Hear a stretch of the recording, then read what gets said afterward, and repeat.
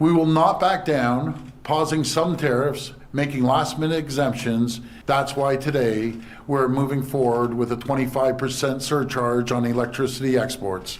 We will not hesitate to increase this charge. If necessary, if the United States escalates, I will not hesitate to shut the electricity off completely. A few moments later. Rather than waiting till April the 2nd, threats going back and forth, tit for tat, I've agreed to suspend. There's a point that both parties are heated and the temperature needs to come down. Well, that didn't take long. I made a video on this topic about a week ago. And in that video, what I said was that we shouldn't panic about the tariffs and that instead we should wait and see. I don't know if I specifically said the stock market, but I did say the reaction from the American people, the reaction from American industry. I basically said we should take a wait and see approach in that video, and that what we shouldn't be doing is reacting hyper aggressively, going off half cocked and ending up in a full-blown trade war. You saw in those two clips where it was threatening again to cut their power, which I don't necessarily know if that's an act of war, but it's very close to that. Potentially people could die. There's people that might not be aware that it's happening, that might have medical equipment, different traffic lights or different things might not work correctly. There's a lot of things that can go wrong when there's no power. It's just not a good idea. And I don't even know why Doug Ford was saying that, but it didn't take him long to backtrack. About one day he lasted.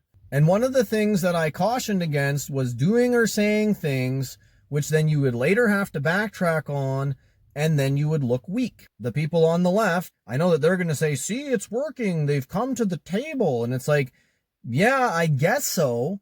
But what was said to Doug Ford behind closed doors that he's not sharing with you?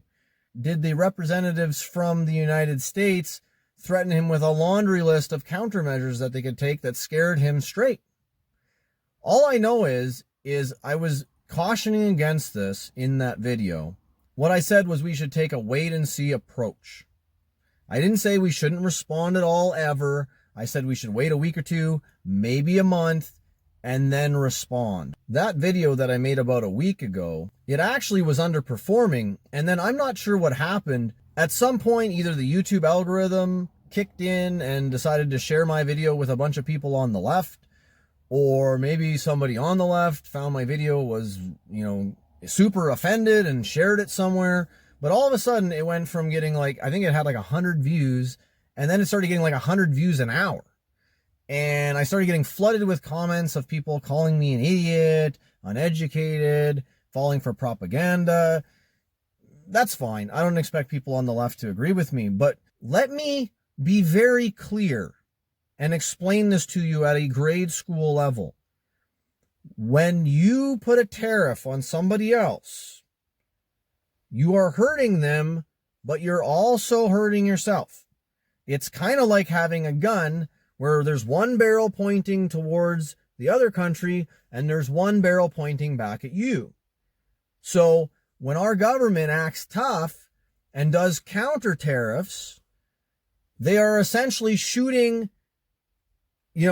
themselves as well as the other country, to use that metaphor, at the same time. One of the things that had crossed my mind, but I forgot to mention in the video, was that the number one thing that Canada could do to respond to these tariffs from Donald Trump was, one, cut the consumer carbon tax, which both Carney and Pierre Poilievre have said that they were going to do if elected. Now, the difference between them is that Carney is planning on increasing the industrial carbon taxes to make up for that. Well, Poilievre is basically saying he's going to leave them the same. I believe that's what he said. I don't think he's cutting both. I would like him to cut both, but I don't think he's cutting both. But if you immediately cut the consumer carbon tax, which both of them said they were going to do, and then, because I want to make everybody happy, put the industrial carbon taxes on hold until the trade war is over, that would more than counteract any of the damage from the economic uncertainty and Trump constantly changing what he is and isn't expecting and the tariffs that he isn't implementing, right? That uncertainty is very damaging, but the cutting the carbon taxes, I believe, would more than offset that, because it would benefit all levels of the economy, and it would immediately bring down inflation and immediately reduce the cost of living for average Canadians. So the question is, since that is the number one thing that we can do in this time, why are the Liberals not doing that? I don't think that the Liberals actually want to solve this problem. I think that they want this to be a big issue so that when the election comes, they can be the party that's going to be against Trump. They're going to be tough on Trump, because there's more people in Canada that dislike Trump than like him.